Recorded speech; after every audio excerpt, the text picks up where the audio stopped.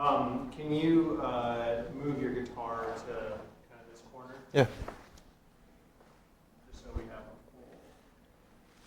full. Cool. Awesome. Can you tell me a little bit about the program that goes on here? Yeah, absolutely. So what's your name? My name is Asim Williams. I'm the head technology leader coach for Code Next Detroit. And Code Next is a free after-school high school program from Google. And our business thesis is Black, Latinx, and in Detroit, Middle Eastern communities use Code Next to increase their social capital by cultivating technology leaders. So what that looks like is someone who has the ability to look around their environment, understand the technology in it, what it is, how it works, and how they can use it to solve sociological or creative problems.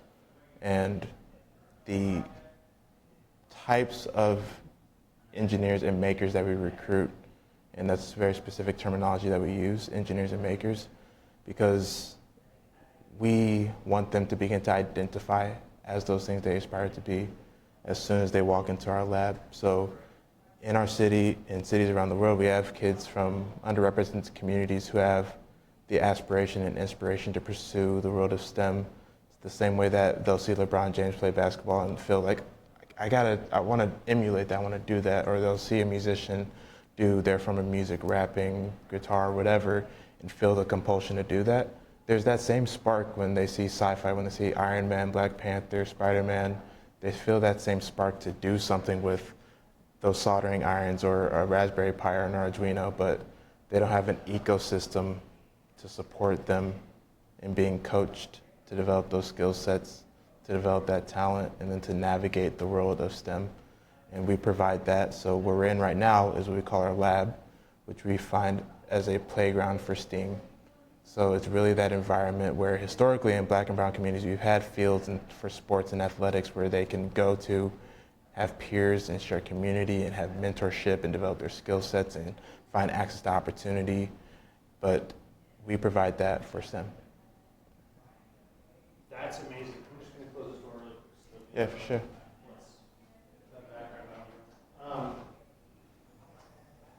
How do you feel, and how is, card right here. How do you feel Detroit is uniquely, or do you feel like Detroit is uniquely positioned to lead the world? So for myself, I was born in Detroit. My dad worked for Ford Motor Company for 24 years, started on the assembly line, became a plant manager, and with that, we ended up moving around the Midwest. So I moved to Missouri, then we moved to the suburbs of Chicago, and then he moved to Toronto briefly. And every time we went to a different place, my anchor was always Detroit. And that was always what my family instilled in me as being from. And I viewed going to those different locations as learning lessons from other cities to bring back to Detroit and also to compare and contrast. So in combination with always being obsessed with science and technology and problems in society, I also loved history and studied the technological revolutions that were coming before today. And Detroit is home to almost all of the second industrial revolution and led it in that capacity for decades through auto and through industry, and really represented with that a lot of sociological progression in the context of a capitalist and American society associated with that.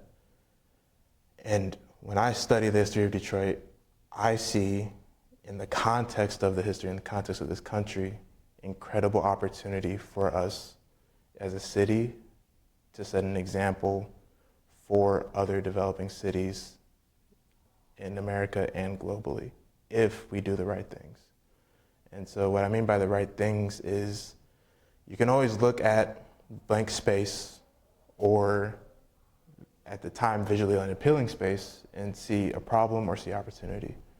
I think a lot of people see opportunity, and a lot of people should see opportunity, an opportunity surrounded by resilient people who have been here for decades through the ups and downs of the city, who have so much talent, who have so much grit, who have so much knowledge and wisdom, and can represent equality and equity and sustainability.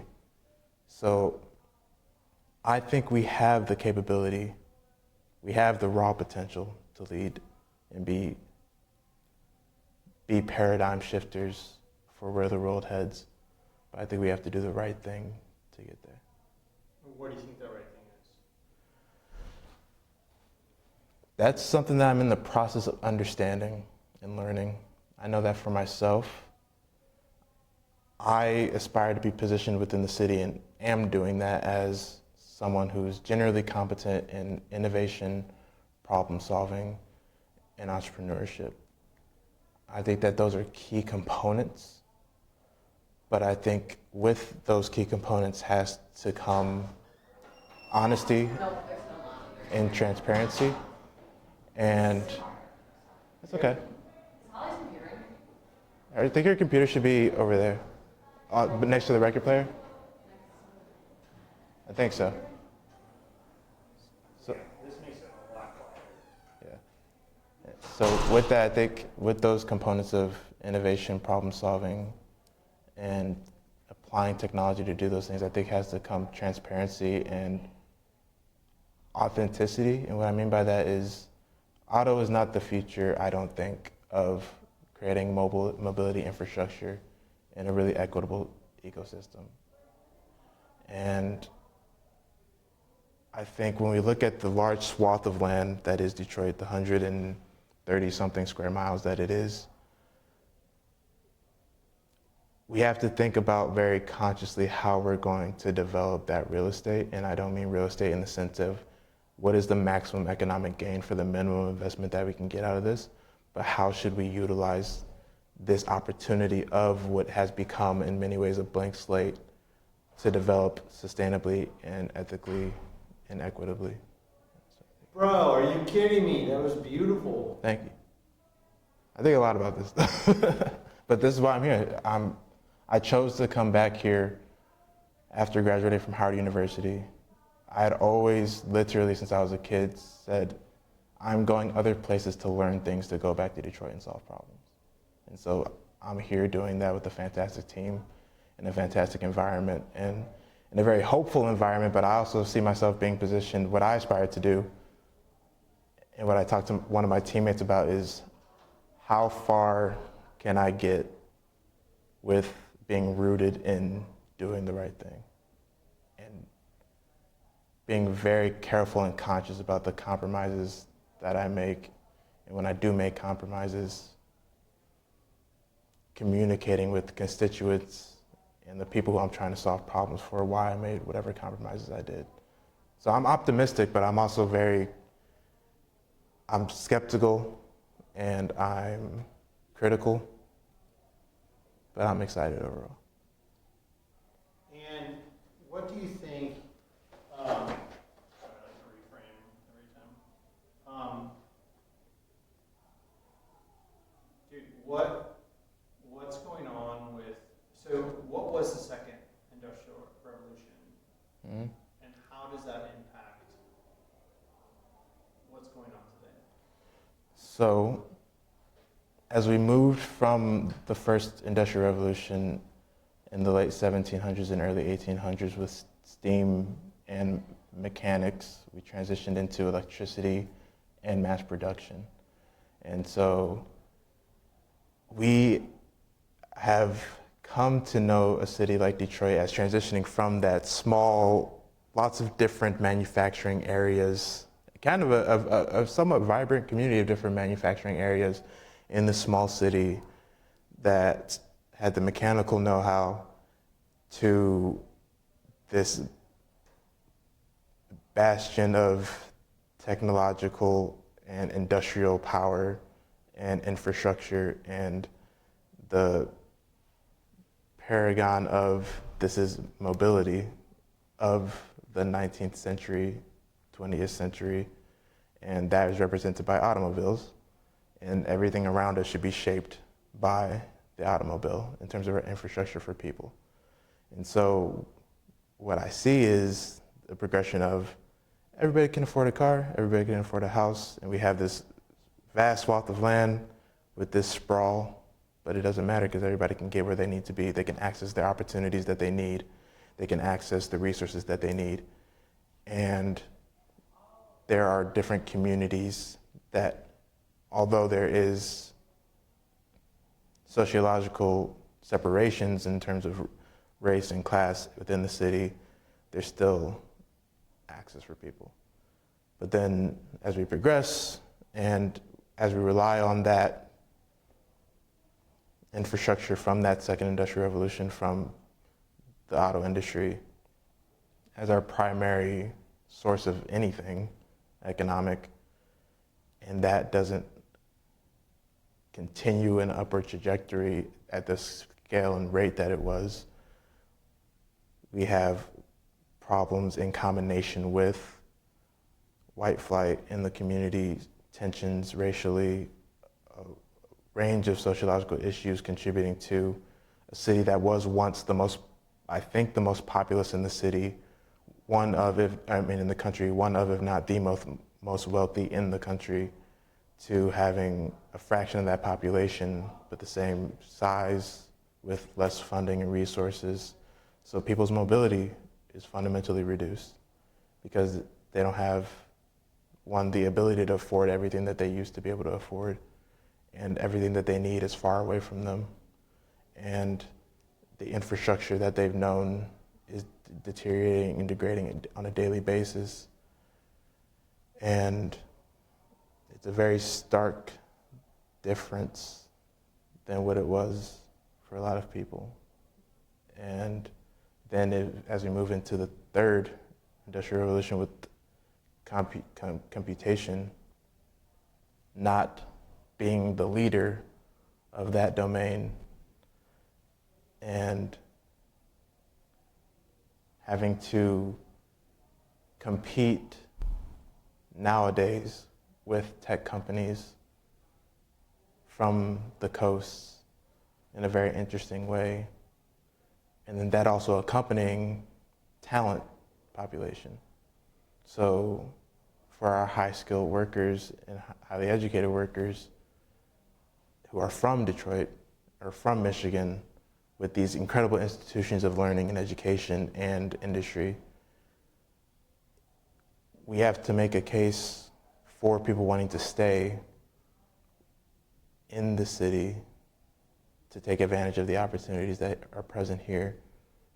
And I think that case isn't, for a lot of people, as glaringly obvious as it used to be. So what makes you different than Silicon Valley? So, background for me, I studied computer science at Howard University. While I was there, I did 2 software engineering internships with Google. And the reason I chose computer science was because growing up, I always understood that I wanted to be a technologist and I wanted to be a sociological problem solver. I didn't have the full language that I do now, which, to sum that up, is a technology leader.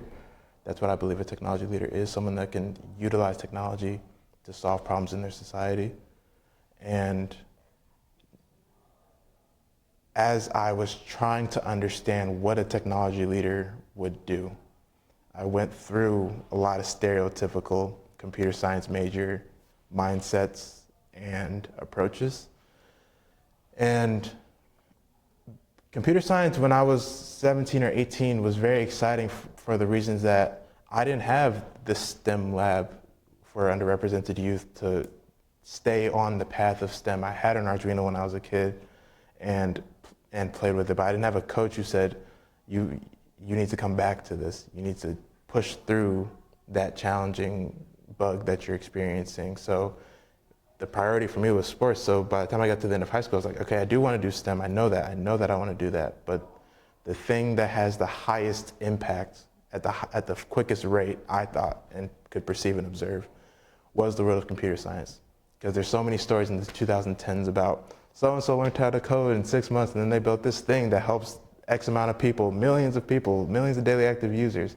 And I said, okay, computer science is in a place where we have the ability to upskill relatively quickly and develop an application or a product or a service that has high-scale impact quickly. And there was a point in time for other sciences like chemistry, a person could put 3 chemicals in a bucket and be like, I just made this thing, I'm gonna call it bleach, and it changes the world. I feel like computer science was, and in a lot of ways still is, in that place. So I decided to study computer science, and as I looked into the world of the tech industry, I quickly, over 2 years, became jaded with the idea of, you got a problem, here's an app, it'll fix everything. You got a problem, here's a gadget that nobody really needs. So, and all of that was uninteresting, became uninteresting to me very quickly. And while I was at Google, I was learning about this organization called X, which is Google's moonshot factory. So the idea is that they take people from disparate skill sets and disparate expertise and disparate experiences to pool their knowledge and expertise to solve some of the world's greatest challenges. And I said, that's what I want to be working on. At the time, I was working on some artificial intelligence technology. I was working with the Android Google search app, and those things felt either important or innovative, but I know I wanted a deeper level of importance to the work that I did that was more genuinely and sincerely rooted in solving sociological problems, and the most important sociological problems.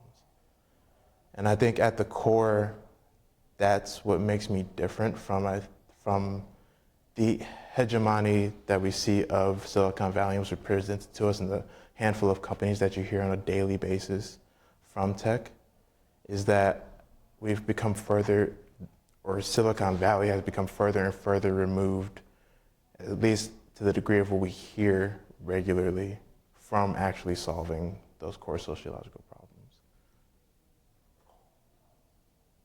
So, in this current industrial revolution, or in this current Information age. information revolution, however, there's a center of that, and that center, where would you say the center of that is?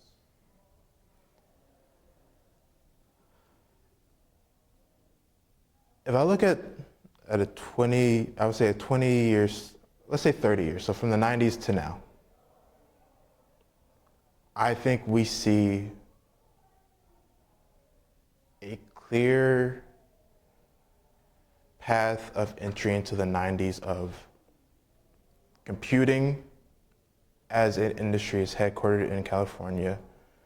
So as we move into the age of the internet and exchanging information through technology, the core of that is also in California. And I think as we progress into the 2000s, that's the case. From what I can observe and have read, everybody who wanted to be in tech thought they had to be there to do it. And as we move into the 2010s, I think we see Silicon Valley, Silicon Valley. That's the place to be, a lot of people say by default. But there's a lot of cool places that people are saying, hey, this place over here might be the next Silicon Valley, who knows? This place over here might be, and so you start seeing smaller communities around the country, in America domestically, popping up as, we can do everything that they can do, but we can do it here and for this different reasons that are better because incentives from this place that aren't in Silicon Valley. And I think there's small communities of that. And I think globally, we see the increase in upskilling and infrastructure for locations like Shenzhen in China, who are doing incredible technological work and emphasizing the importance of technology and education around technology in their community of youth, that I think blows us out of the water, and which myself as an educator think a lot about. Is frankly, it makes the stuff that we do, which is great work, especially in the context of computer science and technology education in America, but the work that they do over there makes me say, oh, what we do is just cute. And then coming back domestically, as we move into today, from the 2010s to now, this is colored by my experience and the research that I've done, but I've seen the incredible impactful work that you can do with technology in your location wherever you're at. So you asked about where the center of it is. I have thought about that, but that became largely irrelevant to me because I think there is enough investment in a lot of other places, at least domestically around the country, who are interested and concerned with making technology a flagpole industry in their community, to where problem solvers and innovators from each of those communities who are from there and give a fuck about where they're from can use what they learned when they were in Silicon Valley to make wherever they're at the best place it can be with technology. And so if the center was Silicon Valley and is currently decentralizing, that means something for the city of San Francisco. It does, yeah. What do you think that means? From my perspective, what I've learned coming through the pandemic was I know for a fact a lot of the people who have generated sums of wealth from being in the tech industry have decided I don't need to be here to do this anymore because I can literally work from wherever and turn in the same work. Here being where? I don't need to be here in the Bay Area or the general California state. And the implications of that on San Francisco, from what I hear from locals when I was there with our team in Oakland and people who grew up in San Francisco their whole life, I think it is interesting that they see, anecdotally, they saw one abandoned building. It was like, yeah, this part of town's kind of run down. And I was like, what? Being from Detroit, it's like, this place is like the nicest thing ever. But it starts with one. But it starts with one. And yeah, there's implications that I don't know what the full ramifications of those will be. From what I can observe, it seems that California legislation on the local and federal and state level is pretty sophisticated and relatively progressive in terms of actually getting ahead of the ball on some things. But it's interesting, your perspective's incredible. You couldn't tell somebody in 1949 Detroit that in 40 years the train station was going to be abandoned and this building was going to be burnt. And I feel that's the same way in San Francisco. But I'm seeing a different narrative unfold where that's absolutely possible. And it's because it was the center. It built this massive wealth. My childhood home went from $400,000 to $3 million. You know, but we sold at 400 in San Francisco. But it's like a $140,000 house here. You know, it's nothing special. But we're experiencing it here already, and that's what I mean. When to circle back to your question about what's the right thing, I don't know if the right thing, and this is from my perspective as being someone, I am currently in the mission-based real estate community of Detroit, and as I learn more about the real estate environment in Detroit, I don't know if the right thing is to have $500,000 condos downtown. I don't know, but I can look at it and say, there's nobody here who can afford these right now, but they're here. And can we use this space for something different? So that's the kind of things, in large part, when we talk about what's the right thing to do, those are the things that scare me and make me say, are we really just gonna do what everybody else does in other cities? And it clearly is not equitable. It clearly is not the best for the overall well-being of the community. Those are the types of things that if I could snap my fingers, I wish we could just get ahead of and be like, no, we're not gonna do that. But so, I mean, let